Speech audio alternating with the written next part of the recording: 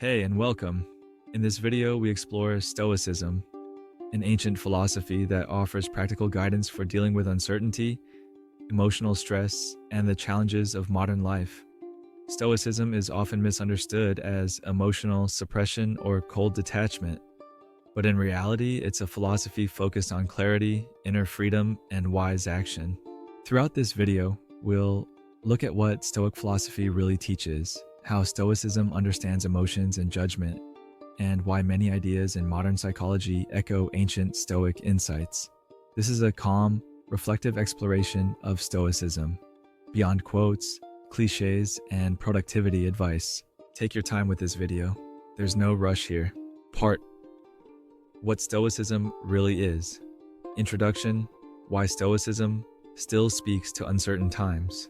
Stoicism often appears in moments of instability, when life feels unpredictable, when control slips away, when certainty becomes fragile. In recent years, Stoicism has returned, but often in simplified, hardened forms, reduced to slogans, turned into productivity tools, framed as emotional suppression. This essay begins by slowing down. Before asking what Stoicism can do for us, we need to understand what it actually is. 1. The birth of Stoicism, philosophy as a way of life. Stoicism began around 300 BCE in Athens. Its founder, Zeno of Citium, was not an academic philosopher. He was a merchant who lost everything in a shipwreck. This detail matters. Stoicism did not emerge from comfort, but from loss. Zeno studied various schools of thought, but gradually formed something different. Philosophy was not meant to impress. It was meant to help people live. Teaching took place in the Stoa Poikile, a public colonnade. Stoicism was open, practical, and grounded in daily life. 2. Stoicism is not emotional suppression. One of the most persistent myths is that Stoics aim to feel nothing. This is false. Stoics did not deny emotions. They studied them carefully. What they questioned was emotional slavery. They observed that suffering often intensifies not because of events, but because of judgments layered on top of them. Stoicism does not say, "Do not feel." It says, "Examine what you tell yourself about what you feel." 3. The core idea, living in accordance with nature. At the heart of Stoicism lies a central idea, to live in accordance with nature. This does not mean retreating into the wilderness. It means understanding reality as it is, impermanent, uncertain, uncontrollable in many aspects. Nature includes change, loss, limitation, death. Stoicism teaches alignment with these facts, rather than resistance against them. 4. What is in our control and what is not. Perhaps the most famous Stoic idea comes from Epictetus. Some things are up to us and some things are not. This distinction is not passive. It is liberating. What is not in our control: other people's actions, outcomes, external events. What is in our control: judgments, intentions, responses. Stoicism does not ask us to stop caring. It asks us to care wisely. 5. Virtue over outcome. For Stoics, a good life is not defined by success. It is defined by virtue. Virtue meant wisdom, courage, justice, moderation.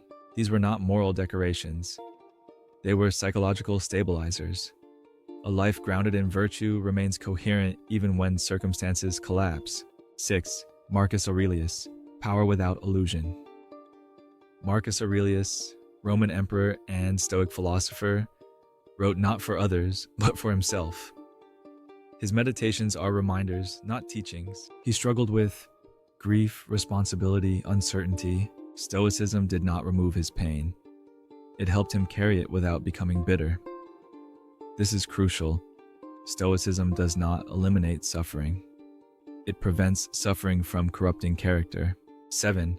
Seneca, wealth, loss, and inner independence. Seneca lived with wealth and power, and knew how fragile both were. He warned against becoming dependent on what can be taken away. Not because wealth is wrong, but because attachment is risky. Inner freedom for Seneca meant being able to lose without losing oneself. 8. Stoicism is not indifference. Stoics cared deeply about friendship, about justice, about responsibility. What they resisted was emotional chaos. They believed calm was not the absence of feeling, but the presence of clarity. 9. Why Stoicism is often misused today. Modern Stoicism is sometimes shaped by fear of vulnerability, fear of dependency, fear of feeling too much. When Stoicism becomes armor, it loses its wisdom. True Stoicism is not hard, it is steady. Conclusion of Part 1. A philosophy of inner orientation. Stoicism is not about becoming invulnerable. It is about becoming less governed by what you cannot control. It offers orientation in uncertainty, not certainty itself. Part 2. Stoicism and the human mind. Emotion, judgment, and inner freedom. Introduction. When emotion is not the enemy. Stoicism is often mistaken for emotional distance. For centuries, critics have assumed that Stoics aimed to suppress feeling, to retreat into cold rationality. But Stoicism did not fear emotion, it feared confusion. What troubled the Stoics was not that humans feel deeply, but that emotions often take control without being questioned. This second part explores Stoicism as a psychology of the mind, one that remains strikingly relevant in an age of anxiety, overstimulation, and constant evaluation. 1. The Stoic view of emotion, what actually causes distress. The Stoics made a radical observation. Events do not disturb us. Our judgments about events do. This idea is often quoted, but rarely understood in its depth. For the Stoics, emotion unfolds in stages. First, something happens. Then, the mind interprets what happened. Finally, emotion arises from that interpretation. The crucial point is not denial of feeling, but recognition of the interpretive step. Without interpretation, there is sensation. With interpretation, there is suffering or peace. 2. Impressions, the first movement of the mind. Stoics called the initial perception an impression. An impression is automatic. It arrives uninvited. A sudden sound, a critical comment, a loss. Stoicism never claimed we can control impressions. What follows the impression, however, matters deeply. The mind either assents to it, questions it, or lets it pass. This moment, often unnoticed, is where inner freedom begins. 3. Judgment as the source of emotional intensity. Stoics notice that emotion intensifies when judgment hardens. This is unbearable. This should not be happening. I cannot handle this. These statements feel factual, but they are interpretations. Stoicism invites examination. Is this truly unbearable or deeply uncomfortable? Is this event unjust or simply unwanted? Is the pain real or the story around it? This inquiry does not erase pain. It prevents pain from becoming absolute. 4. Anxiety through a Stoic lens. Anxiety, in Stoic terms, often arises from projected judgment. The mind moves forward in time and treats imagined outcomes as present realities. Stoicism responds not by reassurance, but by grounding. What is actually happening now? What is required of me in this moment? The Stoic does not argue with the future. They return to the present. 5. Fear, loss, and the acceptance of impermanence. Stoics were deeply familiar with loss, exile, illness, death. They did not minimize these experiences. Instead, they practiced premeditatio malorum, the contemplation of potential loss. Not to become pessimistic, but to soften attachment.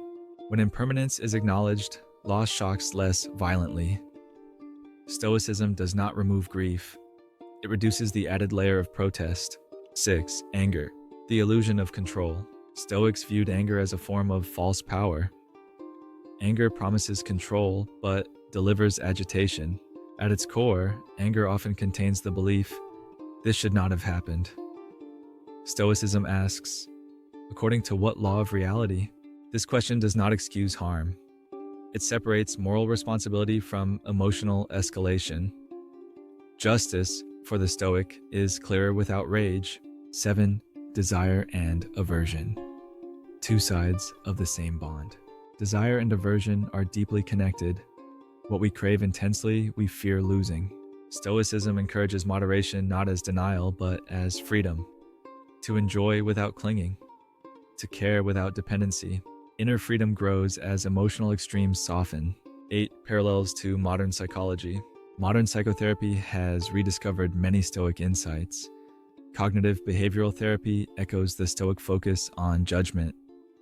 Acceptance-based therapies echo Stoic realism. Mindfulness mirrors Stoic awareness of impressions. These parallels are not coincidences. Stoicism is an early psychology, one refined through lived observation rather than experimentation. 9. Stoicism is not detachment from life. A common fear is that Stoicism dulls experience. The opposite is often true. When emotions are no longer overwhelming, they become clearer. Joy becomes gratitude. Sadness becomes depth.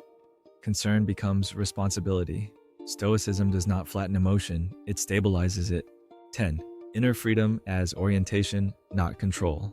Stoic freedom is often misunderstood as dominance over the self. In truth, it is alignment. Alignment with reality, limits, impermanence. Freedom for the Stoic is not getting what one wants. It is wanting wisely. Conclusion of Part 8. A mind that can bend without breaking. Stoicism does not promise calm at all times. It promises coherence. A mind that can experience emotion without being consumed by it. A life that can change without collapsing internally. Part 3. Living Stoicism without turning it into a new armor. Introduction. When strength becomes a mask. Stoicism attracts people who are tired of being overwhelmed, tired of emotional chaos, tired of constant reaction, tired of feeling at the mercy of circumstances. This is understandable, but there is a quiet risk hidden here. What begins as a search for inner stability can turn into emotional armor. This final part explores how Stoicism can be lived without becoming rigid, how it can support resilience without suppressing vulnerability, and how its wisdom applies to modern life without losing its humanity. 1. Stoicism in the modern world. Same problems, new forms. The world has changed dramatically since ancient Rome, but the human mind has not. Uncertainty still creates anxiety. Comparison still fuels dissatisfaction. Loss still hurts. What has changed is speed. Information travels faster. Judgment is constant. Pressure is often invisible but relentless. Stoicism does not offer escape from this world. It offers orientation within it. 2. Stoicism at work. Effort without attachment. Modern work culture often ties identity to performance. Success becomes self-worth. Failure becomes personal collapse. Stoicism draws a clear distinction. You are responsible for effort, integrity, intention. You are not responsible for outcomes, recognition, external evaluation. This does not reduce ambition. It reduces self-punishment. Work becomes something you do, not something you are. 3. Relationships, caring without clinging. Stoics valued relationships deeply. Friendship for them was a moral practice, but they understood a difficult truth. Everything we love is temporary. This awareness does not diminish love. It refines it. To love stoically is to care fully without demanding permanence. It allows grief without bitterness, connection without possession. 4. Stoicism and vulnerability. One of the most damaging modern misinterpretations is the idea that Stoicism requires emotional toughness at all costs. Ancient Stoics wept, they grieved, they struggled.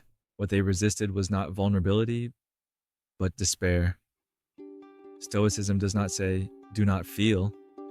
It says, do not abandon yourself when you feel. 5. Social media, comparison, and the Stoic gaze. Social media amplifies comparison. Lives appear curated, successful, complete. Stoicism responds with perspective. What you see is not reality, it is presentation.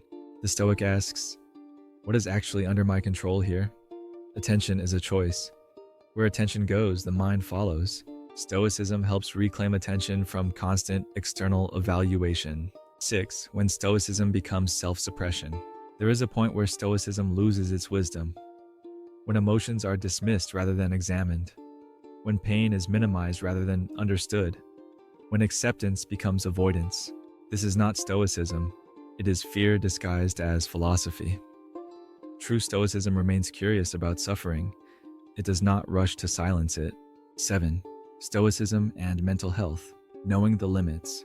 Stoicism is not therapy. It can support resilience, but it cannot replace psychological care.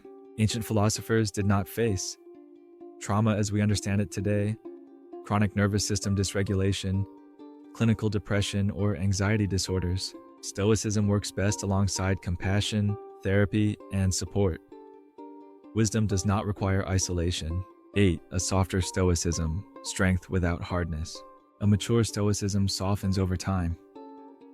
It becomes less about discipline and more about discernment, less about endurance and more about orientation.